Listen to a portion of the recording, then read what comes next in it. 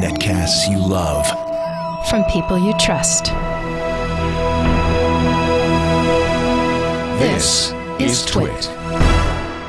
Bandwidth for Triangulation is brought to you by Cachefly at CACHEFLY.com. This is Triangulation with Tom Merritt and Leo Laporte. Episode 23, recorded September 7th, 2011. Don Tapscott. Triangulation is brought to you by Audible.com. To download the free audiobook of your choice, go to audiblepodcast.com/triangulation. It's time for Triangulation. Welcome, Leo Laporte here with Mr. Tom Merritt.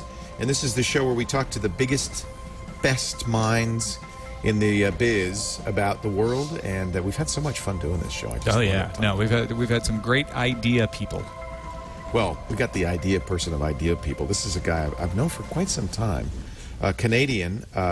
He is a very well-known book author, but also a great speaker on the way the world is changing thanks to technology, and you know, he's actually been kind of prescient in what's coming up. He just told me that in 1981, before the IBM PC came out, he wrote a book saying that computers someday would be used for communications. Now, that seems obvious now, but it sure wasn't in 1981. We were still doing Lotus. We weren't doing Lotus. We were doing VisiCalc. Don Tapscott, welcome. It's great to have you. Great to be here. You know, before the show began, we were talking a little bit about politics, and I did not know this, but I was reading your bio. You ran for mayor of Edmonton. But you were a college kid at the time, right? You know what? This is a funny thing about Wikipedia. I can't get that damn thing off my entry. Is that not true? Well, it is true. And I ran, You just don't want it there.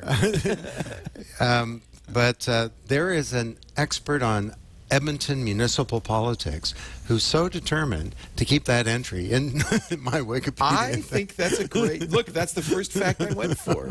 I could have mentioned the #1 bestseller, Wikinomics. I could have mentioned our many interviews. I think we interviewed you on the Screensavers at one point, I believe, going way back. Yep. Yeah, for sure. So welcome. You've got a new book coming out soon. Is that right? Well, we're reissuing a new edition of Macro Wikinomics. Okay. And, you know, Wikinomics was a big book, and it's actually, right now, it's having its 5th anniversary, if you can believe that. You know, it seems like it's been around longer than that, but really? 2006 is a long time in computer years. That was about how mass collaboration, you're talking about wikis, but it turns out that's much more than just wikis. It was it was a metaphor for collaboration. Right. And Wikinomics was about the corporation that we argued that, you know, the internet's not about websites or eyeballs or stickiness or anything like that. It's a global computational platform that radically drops transaction costs. And that, we said, is leading to a profound change in kind of the architecture of the corporation and how we orchestrate capability, really, in society to innovate, to create goods and services. And we argued that the corporation is going through the biggest change probably in a century. And that was that was great. The book it was actually the best-selling management book for the year. And I was all happy. And then 2 years later, the sky fell. And we had the crash of the financial services industry. And I remember the moment that it struck me there's something really big happening. I was speaking to an audience of bankers, 7,000 bankers actually in Brussels, a group called Cybos. And it was the week that all the big investment banks had collapsed and the industry collapsed, and I looked out at the sort of sea of deer in the headlights, and it occurred to me, you know, Bob Dylan, there's something going on here, and you don't know what it is. You don't know what it is, do you, Mr. Jones? That this is not just about the corporation, that arguably all of our industries now are going to start to go into a period of fundamental change, and that the industrial age arguably has finally run out of gas. That we've had all these institutions, from television, which is kind of becoming a cool app, to newspapers that are going away. Right. You know, as one youngster said to us, if the news is important, it'll find me. We've got our old models of government that are deeply stalled right now, democracy in many parts of the world, with the exception of the Arab world in northern Africa, is really stalled. We've got old models of a corporation typified by General Motors, America's greatest company, went bankrupt. Right. So there are actually 15 different institutions now that are at various stages of being kind of stalled or in atrophy or even failing.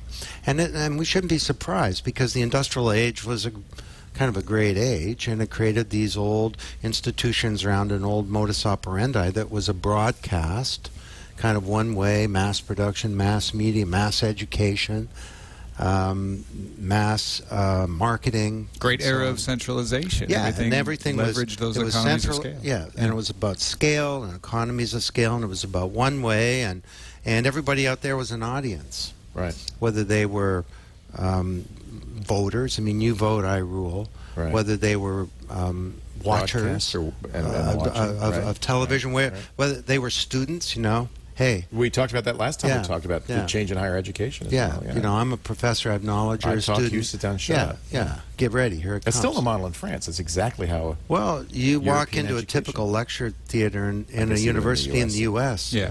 Well, the TAs are for the interaction. The professors lecture.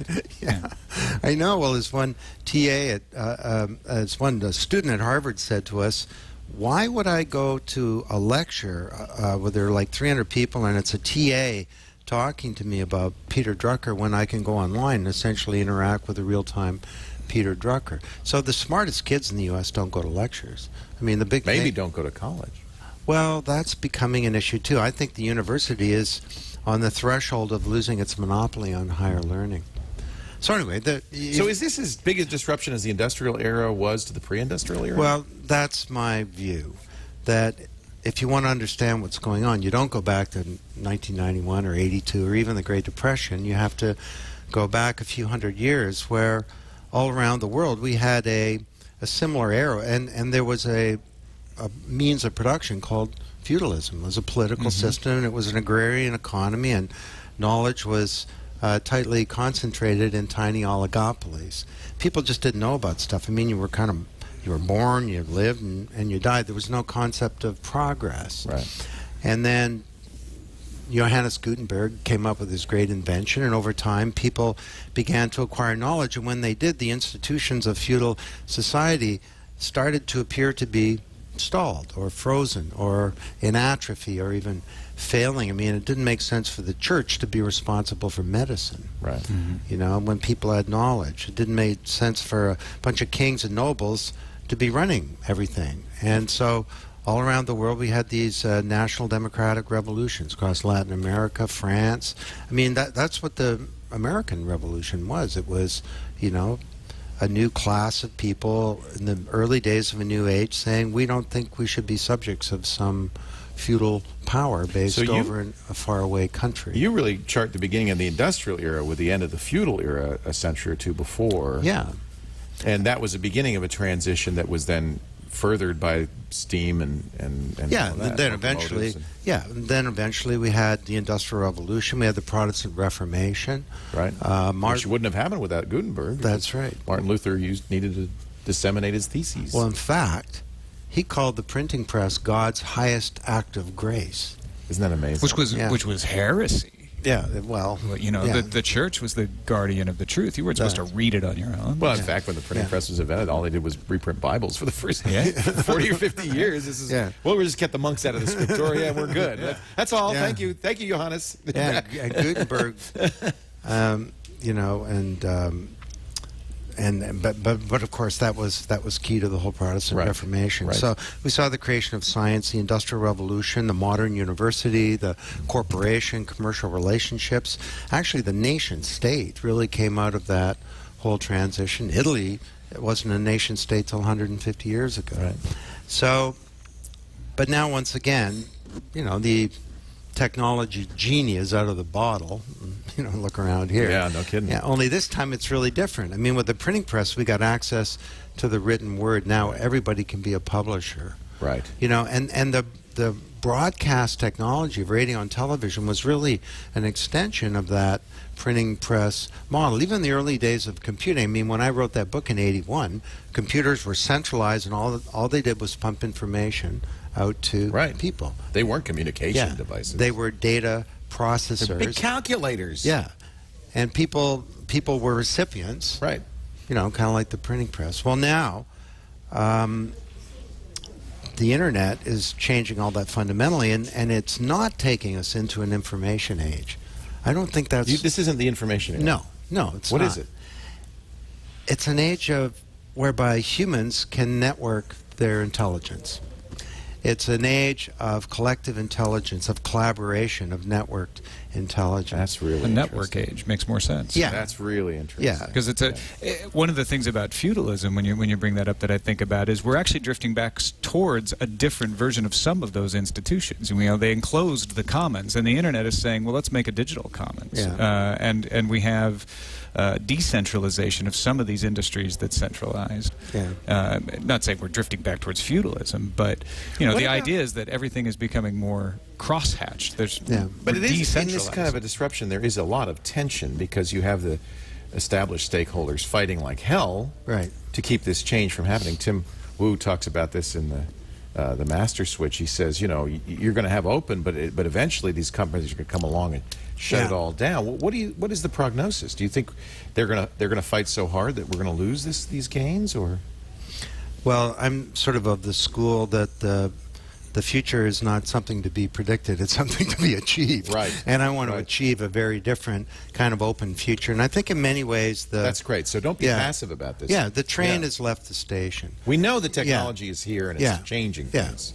But it is a time of great opportunity, because for every one of these institutions that are failing, you can see the sparkling new initiatives that and the contours of a new model. But it's a time of danger, too. Well, that's the point. And that's what we so often seem to be covering in the last year or two, is how the cable companies are fighting back, or the newspapers are putting up paywalls. Are fighting back, or the motion picture industry is fighting back. Or the telecom industry wants to charge you more and put in caps and try to retain the business model that they're losing from telephone. That's the big one. And of course, because these guys are entrenched and are heavily capitalized, and they have a lot of money, they buy our politicians and use those that as a tool to enforce. Yeah. I mean, this is a time of historic juxtaposition, of conflict, even. May you live in interesting times. The shift between feudalism and industrial capitalism was marked by revolutions all around the world. And you had Nate Ludd and his Luddites bashing in, weaving machines. Yeah. And so I guess then the most interesting thing would be, I mean, a lot of what your books have been about is a roadmap to this change. Growing Up Digital was a fantastic book about how the generation, our kids are roughly the same age, are growing up in a world where this is all around them. Yeah. Then you wrote Grown Up Digital about, well, what was the result of that? And we've talked about those things, but I would love to know what your prescription is for, look, we've got a very techno-literate audience, an audience on the forefront of this revolution. They are more than anybody else aware of what's happening. But I think we maybe need some instruction as to how to make this future be the future we want. Okay, well, let's get into that. But just to address this previous issue of the conflict. Good. That book that I wrote in '81, my mother bought most of the copies. But I finally wrote I finally wrote a bestseller that actually addressed this issue, and that was in 1991. It was called Paradigm Shift. Right. And what you coined that term, I think. Well, yeah, Thomas Kuhn came up with the idea of a paradigm in a book called The Structure of Scientific Revolutions in the 60s. Classic. Good reason to have a liberal arts undergraduate degree, because I read that book. Me and Dvorak read that book. Yeah, I know. And so I thought, gee, maybe this applies to something bigger than science.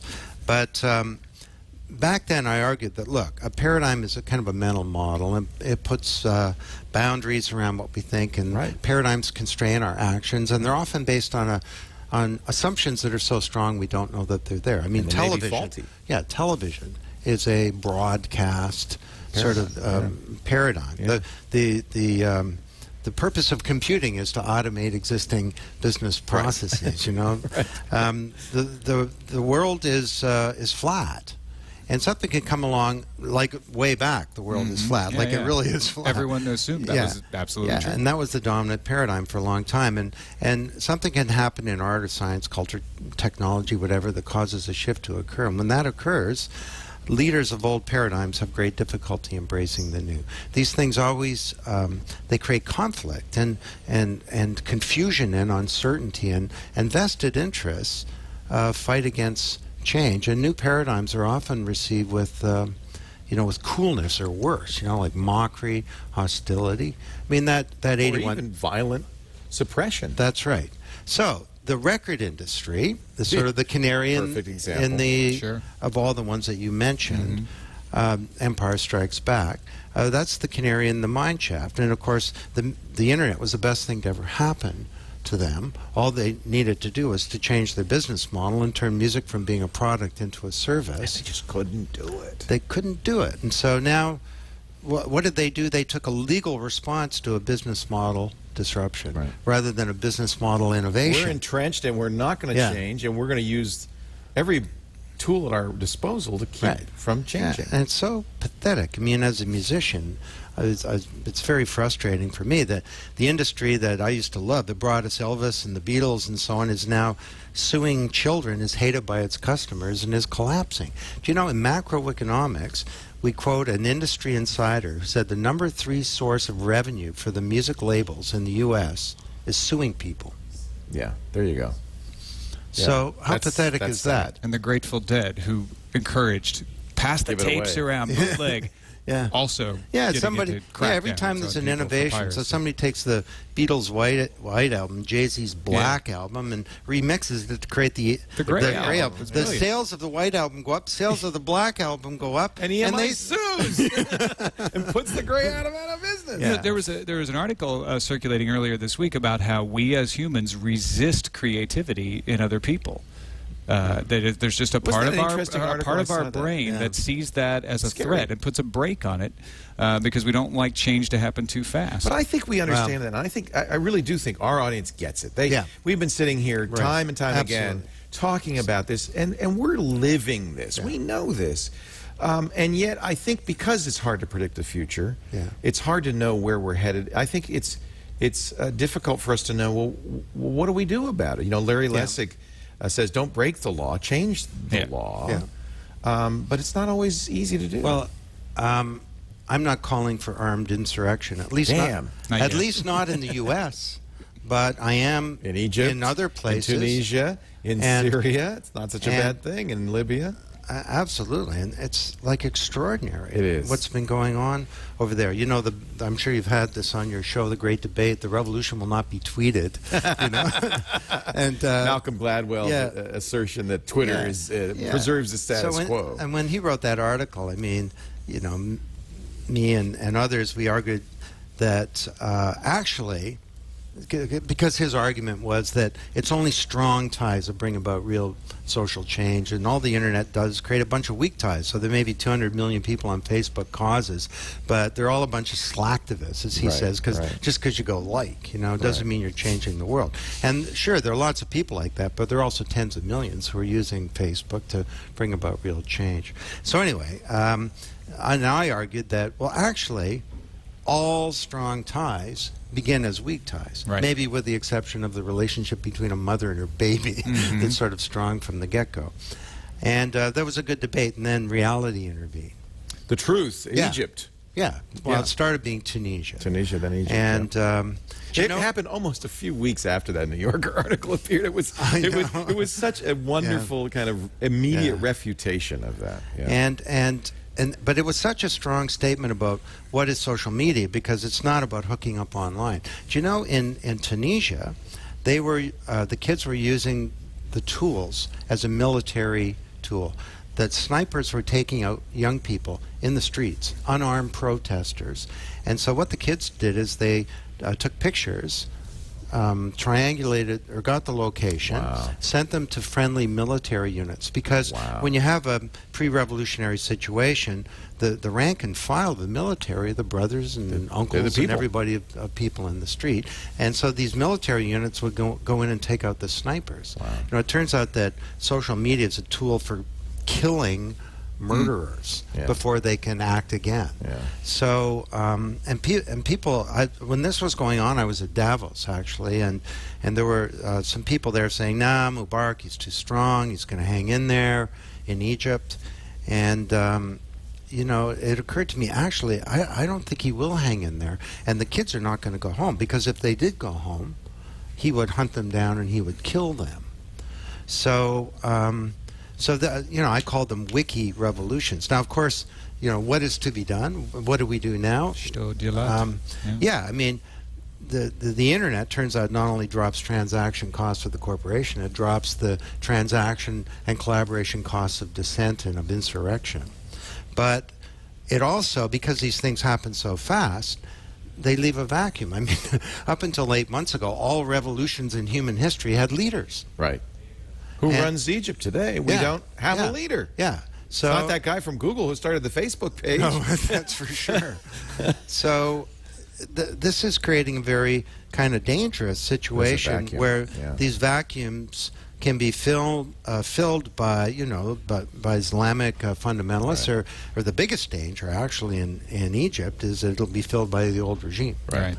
And that's kind of what's happening today. So the point to your question, that was kind of a long segue, is what is to be done? Well, people in these countries need to start to use the social media not just to bring down the old government, but to create the kind of secular, knowledgeable, open society that can enable the growth of organizations that can actually win elections and move towards true democracies.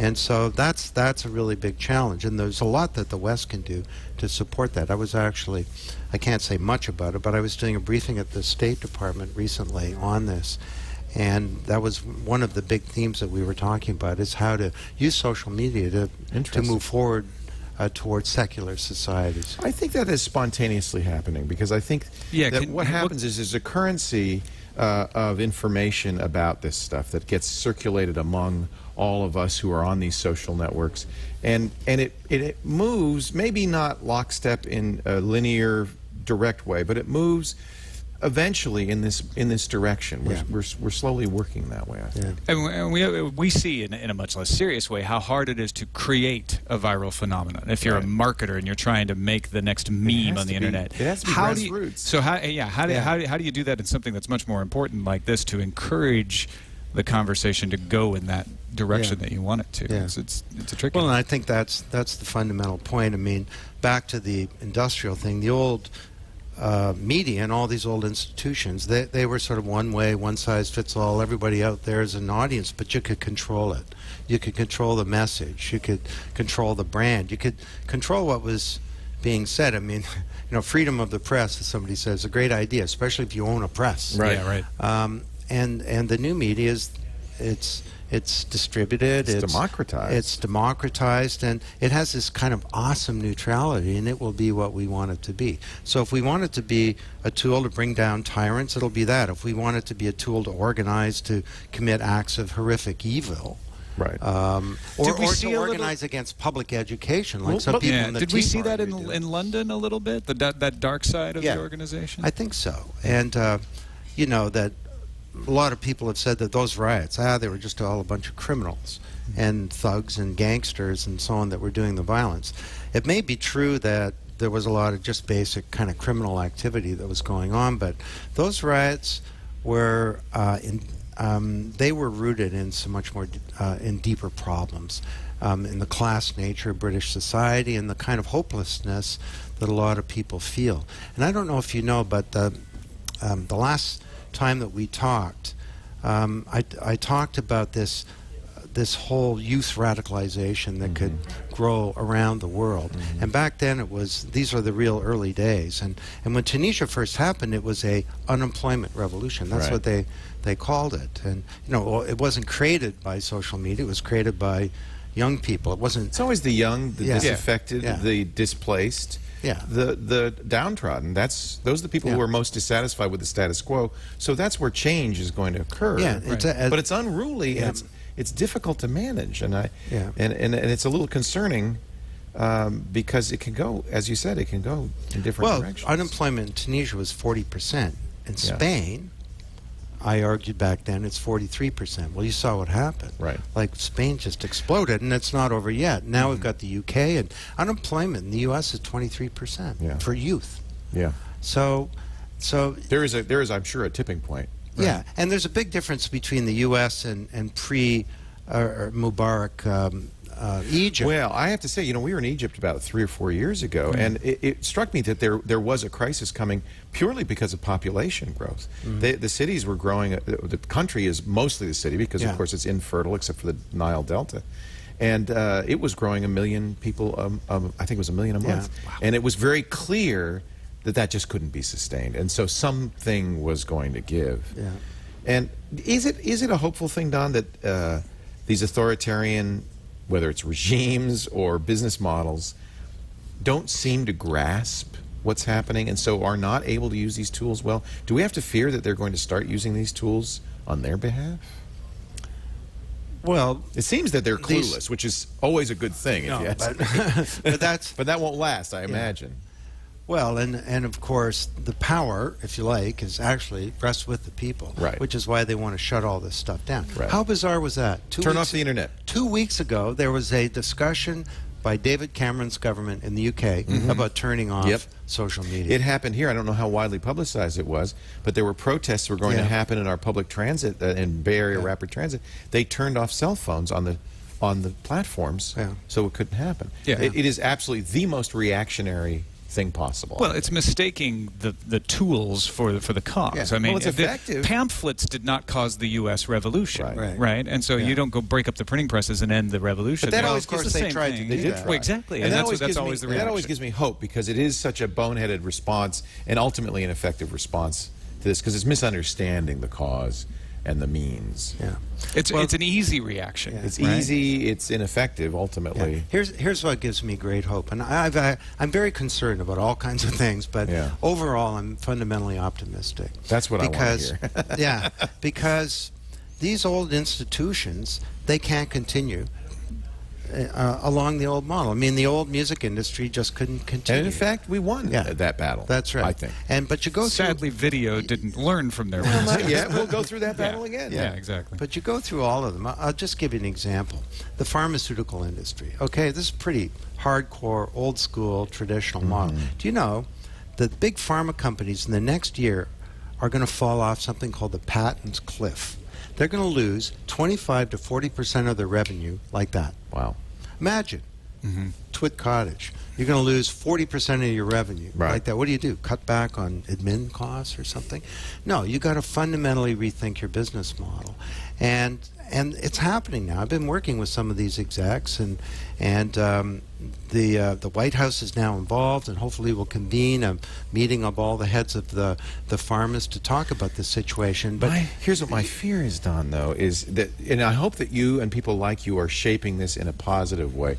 Unfortunately, what you also see corporations do is choose a less positive route. Well, we'll make up drugs or make up illnesses that we'll start charging exorbitant rates. We'll start dumping drugs in the third world, or maybe push to extend the life of the patents, which is that's what happened with intellectual property. Or do that. All of which would be negative ways to fight this.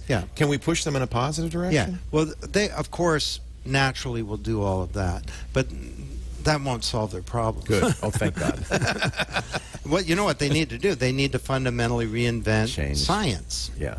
And right now, probably a third of all their costs are duplicated. Right. They could share all kinds of clinical trial data. Wouldn't hurt them at all. Not all data, but they could share something called proof of clinical mechanism. It's all the pre-competitive scientific stuff. You know, where a rising tide would lift all boats. They could be sharing failed results. You test something, doesn't work out. You share the data. They could be sharing what's called comparator arm data. So I test a compound, I got a control group or a placebo. I don't want to share that, but I could be sharing all that. And what we start to do is build a collaborative and more open model of science. If They do resist this, though, don't they? I mean, wouldn't they rather change the way the FDA regulates drugs than actually make things work some better? of them do, but now you got companies that are stepping up and being leaders. That's good to know. GSK, GlaxoSmithKline, Andrew Whitty. This guy is amazing. Good. He buys all this stuff totally. He's into openness and transparency and collaboration and fundamentally rethinking the whole business model. Is he enough to catalyze that throughout an industry? Well, he's a great start, and of course there are the real laggards in the industry as well. But I've been spending some time with some of these companies. I won't mention their names, but I'm seeing all kinds of openness. You know, the difference is a lot of these ideas have been around for a long time. I mean, the idea that we're going from an industrial age to something new, you know. It's been apparent that's been happening. Yeah, I mean, I've been writing about this stuff for 30 years. Alvin Toffler, remember the third wave? Right. Jeremy Rifkin, The End of Work. I mean, we've been talking about this stuff for a long time. But these were ideas in waiting.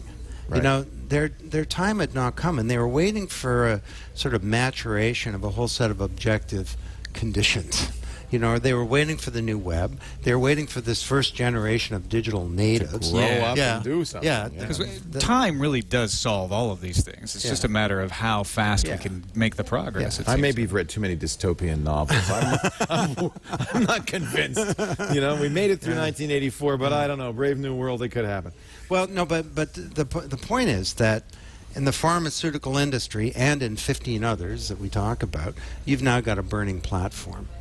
And you know that analogy, you're out in an oil rig and the thing's on fire, you got to get off. Right. And that didn't exist until very recently. I mean, you look at something like government. We now have a burning platform. I mean, governments all around the world are in danger of defaulting on their sovereign debt. Right. The old bureaucratic model of how you get capability to create public value, this is just not going to work anymore. It's going to be ugly in the transition. I mean, there's no doubt that it's going to be ugly, but you have hope that we can get through that and transcend, and a brave new world will be born. Yeah, because, I mean, as you know, in macroeconomics, this is not a depressing book. Every one of these institutions... All of your books are uplifting and I have to say, inspiring. But I see you as a subversive. I see you as a guy in a suit who's tricking these guys and saying, you know, you're really a hippie. That's just because you read that I ran for mayor of Edmonton under a subversive program. and what you do, though, is you go around and in terms that businesses can understand, preach the new economy, preach the new way of doing things. And all I can say is amen, brother. I hope they're listening. I wish my hair was longer. I just hope they're listening. You use Twitter in a very interesting way, too. In fact, I've never seen anybody use it. I guess you have to live the Wikinomics principles, but you use it collaboratively as a research tool. I mean, you're great. Well, macroeconomics, we wrote that book in part on Twitter. I'd say, who knows about a case study about this, or what's a great technology to be able to do that? Is that the one with the last chapter that was no, or is that Wikinomics? The last chapter of Wikinomics was a wiki. Actually, we had 1,500 people. First guy ever to do that, and that was really innovative. that was 5 years ago. And it ended up being a whole book. Actually, it was called the Wikinomics Playbook. And it was addressing your issue about how do we get from here to there. And we came up with a whole game plan. I actually am the editor. No, what am I? I wrote the foreword to a book called "We Are Smarter Than Me," and that book was written by 2,000 people like that name. as a wiki. Yeah. And I had no involvement in the book; it just kind of happened. And then I wrote the foreword to the thing. Right. So this is a time when people can come together and they can actually collaborate in fundamentally new ways to create value, whether it's to create a new innovation or some public service, or to create a new model of education, or for that matter, a new model of media and how we engage and educate people about technology. I admit that really what Twitter is all about is that same subversive goal of educating people about what the promise of technology is, what the perils of this revolution are, and how to kind of go forward in a way that's positive and constructive. And having the audience contribute to the content. And it's all about the audience. Yeah. But I also get discouraged, you know, and I look at, for instance, the U.S. political situation, and it's very hard not to get discouraged. So that's why I'm always asking you for, you know, encouraging news. You know, I have a question about the collaborative enterprises that you can go into. They don't always catch on. Some are amazing, like Wikipedia. It's a testament to what can be done. It's incredible. You know, for all the jokes we make about accuracy and editability, it's the greatest success of all time. We have never seen I was just anything there like that prior to this particular meeting. Really? Well, I'm interviewing them. I'm doing a documentary series, and so this is part of the creation. I of hope this Wikipedia is not the exception that that proves the rule. Mike, but I hope that they're in fact a trend. But I have to say they are one of the few bright shining examples of how this wisdom of the crowd. Do you have? Can you explain what makes collaborative enterprises catch on and succeed and provide the things that make them so valuable, and what prevents them from coalescing? Because sometimes they don't. Sometimes they just fall apart. Well, it helps to have this burning platform that you got to change. I mean, way back, Procter & Gamble, they were in a mess of a situation about 6 years ago, and they came to the conclusion, they had a great CEO, A.G. Lafley, who said, we have to fundamentally change the way we do a lot of things like research. And back then, the research was done by their chemists. And he said, within 3 years, I want half of all of our research to come from outside the company. And, you know, I call them ideagoras. These are on the internet. They're the Roman and Greek agora. Well, these are agoras for ideas, or they're markets for uniquely qualified minds. So P&G's got, you know, 9,000 chemists inside. They're trying to figure out a molecule that'll get red wine off a shirt. Well, they got 1 million chemists outside that they can now get to, and sure enough, there's a retired chemist in, you know, San Francisco, or a grad student in Taipei comes up with a molecule. P&G pays them some money, and 60% of all of their innovation now comes from outside the company. So it's good to have a crisis in that sense. But sounds like you have to have you have to have your Jimmy Wales. You have to have your right person that recognizes the conditions. But it doesn't necessarily have to be the person at the top. It's really helpful when that occurs.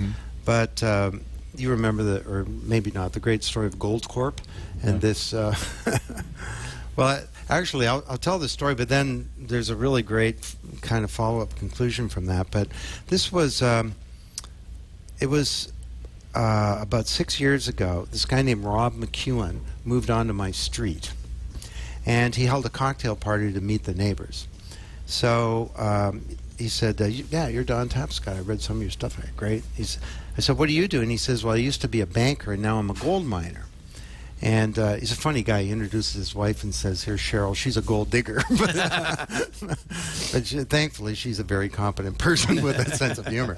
But he tells me this amazing story that he takes over this gold mine in northern Canada, and his geologist can't tell him where the gold is. So he gives them another $5 million to go get more geological data. They can't tell him where to go into production. So after a few years, he doesn't know where to start digging, so he's ready to shut the whole thing down. But then he has this little revelation. He heard about this thing called the Linux operating system, and he wondered, if my geologists don't know where the gold is, maybe somebody else does. So he did this radical thing. He took his geological data and he published it and held a contest on the internet called the Goldcorp Challenge. It's basically $500,000 in prize money for anyone who can tell me. Find gold. So, do I have any gold? And if so, where is it? And was that cheaper than paying the geologist? I mean, oh yeah. Well, yeah, like infinitely. Quite a bit. Well, what happened, though, was he got 77 submissions from all around the world. They used techniques that he'd never heard of, and for his $500,000 in prize money, he found $3.4 billion worth of gold. The market value of his company went from $90 million to $10 billion, And I can tell you, because he's my neighbor, he's a happy camper. Yeah. So, and so's the gold digger. yeah, right. So actually, I had dinner with him recently. The value of Goldcorp today is $33 billion. Holy moly! And because of crowdsourcing his geologic data. Yeah. Wow. So, and this was before Wikinomics was written, and it ended up being the sort of lead story to the book. But you know, he peered. Rather than firing his geology department, which is what he should have done, according to conventional wisdom, he wondered who are their peers, and many of the best submissions didn't come from geologists. Right. He had engineers and computer science. The winner was a computer graphics company that built a three-dimensional model of the mine. And you know, he was open. He shared his intellectual property, and that was really a great setup. So, but where I wanted to go with that is, so you say to me, and both of you have been saying, well, give me a great killer story, you know, like that. That's positive and shows.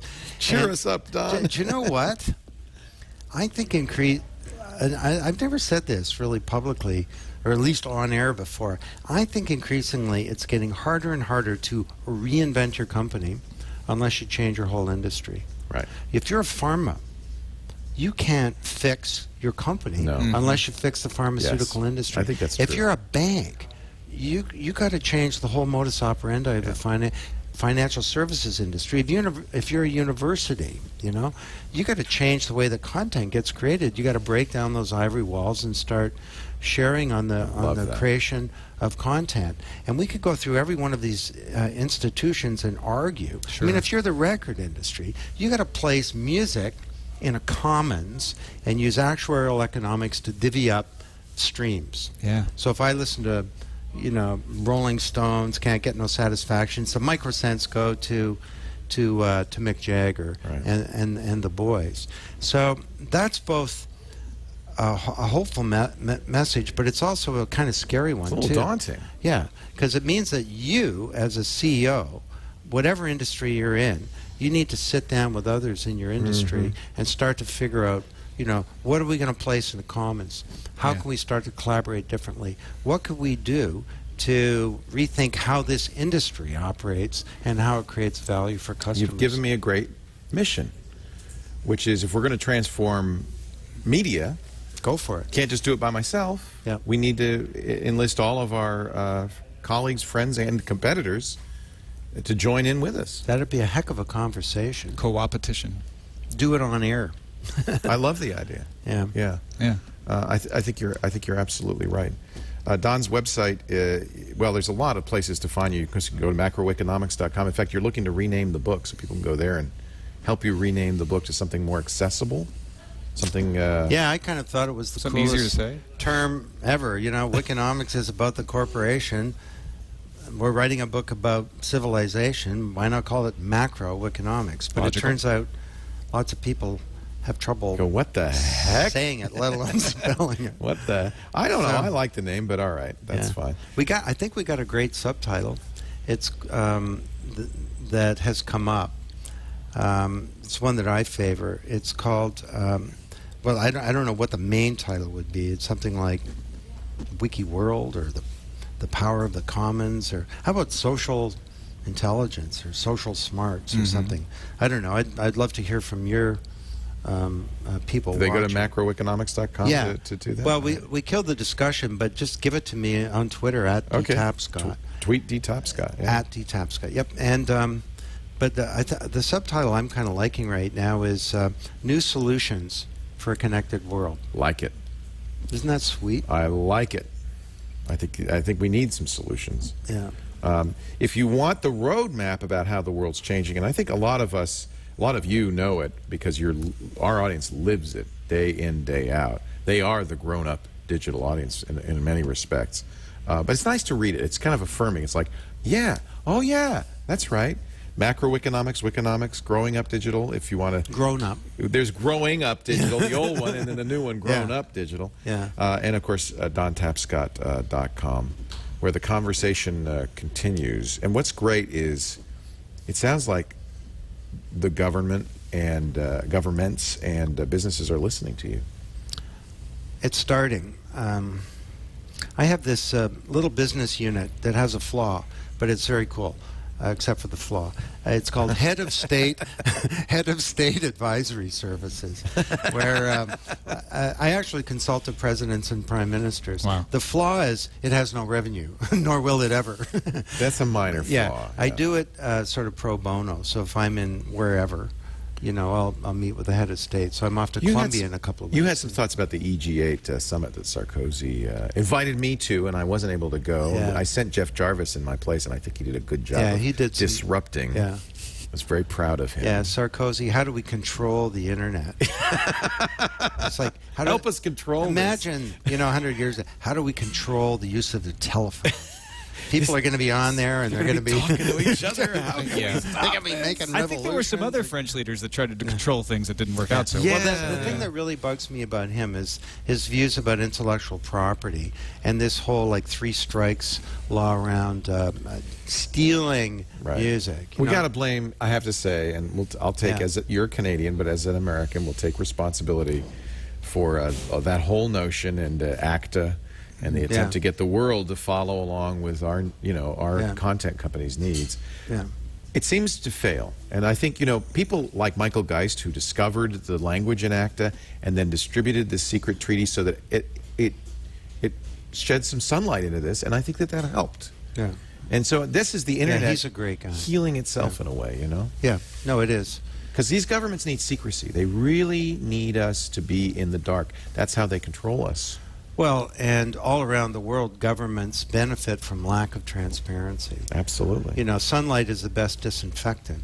So I've been doing a bunch of work in Colombia right now. I'm off there in a couple of weeks. And, you know, corruption is still a huge problem. Absolutely. The very best thing that they can do is, and very practical things, like adopt the International Development Bank's software for open procurement. You implement the software, and all of a sudden, all procurement becomes open. It's really hard to be corrupt.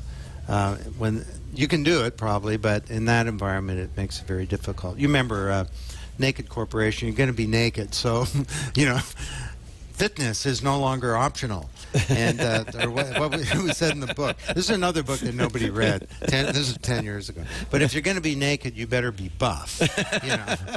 And that's really coming home to roost right now. There's the Naked Corporation, but as long as I've got you here, let me plug Audible.com, our sponsor for the show, because many of Don's books are in audio form at Audible.com, including the most recent Macro Wikinomics.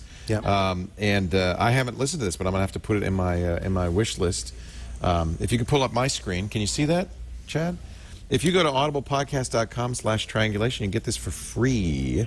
Subscribe to Audible, the gold account. That's a book a month. Your first month's free. Your first book's free. You can cancel at any time, but the book is yours to keep forever. And actually, there's Wikinomics is also on Audible.com. Don's got a number of books on here. In fact, some older ones, which is kind of Know Your Fans Using Word of Mouth Management. Is that yours? I have no idea what that is. That must be a short. It looks like you're part of a collection or something. Yeah, like that. could be. Or I did a jacket quote or maybe you something. did it. Maybe you're on the blog roll for that. What are you searching by? By Tapscott. Is it by relevance? By author name. Who knows what it is? Oh, it's sort Let's of by just, relevance. you know what? Let's do Wikinomics and Macro Wikinomics. There you go. And we'll talk to Audible about getting the rest of your books on there, because these are such great books. Audiblepodcast.com. Listen in the car. See, I believe that there's times that you're driving around or you're at the gym where you just, you know, you could be filling your mind with great stuff, learning, and, you know, we don't have time to read anymore. So audiobooks are just such a great resource for that. They keep my house cleaner. Yeah, exactly. Because I get involved in a book and I listen. want to read it. Yeah. And so I just like, well, I'll vacuum, I'll do some vacuuming. stuff, and then I'll be able to keep going on the book. Keep vacuum. Audiblepodcast.com/triangulation. Thank Audible for supporting us. And if you're not an Audible member, please join. That would be a great way to thank them. And Don Tapscott, thank you so much, because I really feel like you are fighting the good fight. Every time I talk to you, I feel energized and encouraged. That it's not, you know, I can see these changes happening, but I can also see these entrenched powers fighting like hell to keep the things from, you know, keep them the way they are. And let's make sure that change happens. The good guys are winning, they're going to win. You're winning. We're going to win in the long run. You're winning. Right? Yeah. Look, It's just a matter of look at this time. place. But you know what's It really used to sad? be Twit Cottage. It's You know now what's a really sad? megaplex. Then we're the entrenched powers fighting against those kids. Get off of my lawn. I made it, and I'm pulling up the ladder. Yeah, what's this new business model? I will crush you. Like it. Well, you know, it's funny 'cause Holograms, forget that. We're not doing it. I have, now that I've started a business, some real sympathy for somebody who writes a business plan and then the world pulls the rug out from under them. It's not an easy thing once you've designed a business around a model to completely change things. So I like it. I think you're right. You have to change the industry. It's not enough merely to change your business model. You have to change the whole industry. And I think that's a profound insight. I think you're absolutely right. I'm glad you shared that with us. DonTapscott.com, another great place to go to find out more. Thank you, Don. Appreciate Great you to joining be here. us. Great talking Thanks, to you, guys. And we thank all of you for joining us every Wednesday around about 4 p.m. Pacific, 7 p.m. Eastern. That's one of the ways we're changing broadcasting. We don't keep to a schedule. We just do it when we feel like it. We do this show. Let's see, 4 p.m. Pacific, add 12/16/23. That'd be 2300 UTC at twit.tv. But you know what? If you've missed an episode, and we've had some great ones with some really interesting people, go back, go to twit.tv, look at the Triangulation page. There's a lot of good ones there. Or better yet, subscribe on iTunes and listen every darn week. Do we know who's... John Perry Barlow's we coming got him back. Great. Love John Perry Barlow, Grateful Dead lyricist. We were talking about the Grateful Dead, who became a farmer, what was he? He was a rancher. Yeah. Sheep rancher. And now is just fighting the good fight. He was also Speaking of the shit EGA. disturbers. Yeah, he really likes to bring up the... That's good. He's a disruptive force in the I world. gave a talk recently, and he was in the audience, and his body language was so wonderful. I just got energized. He's going, yeah, bro. So great. He's so exciting. Yeah. And you know what I like? That us old folks, us old hippies, we still have some relevance in this world. We still have something to say. And that grown-up digital generation can listen to Our it. kids also... They don't think so. They don't believe it. They laugh. Thank you, Don. Great to see you again. And thank you for joining us. We'll see you next time on Triangulation. Bye-bye.